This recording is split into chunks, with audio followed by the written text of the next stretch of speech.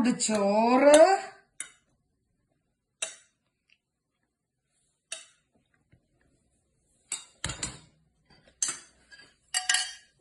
പരിപ്പും പാലക്കും ചാറ് വെച്ചത്,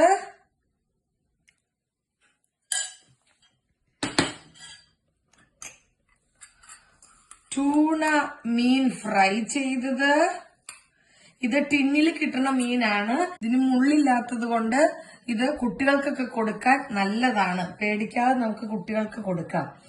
ഇതിന്റെ ഒപ്പം നമുക്ക് കട്ട തൈരായിരിക്കണം കേട്ടോ. ഇത് വീട്ടിലുണ്ടാക്കിയ തൈരാണ്. ഇതിന്റെ കൂടെ നല്ലൊരു മുളക്, തൈര് മുളകാണ്. പിന്നെ നമ്മുടെ സ്വന്തം മാങ്ങ അച്ചാർ. അപ്പോൾ നമ്മുടെ ഇന്നത്തെ ഊണ് റെഡി.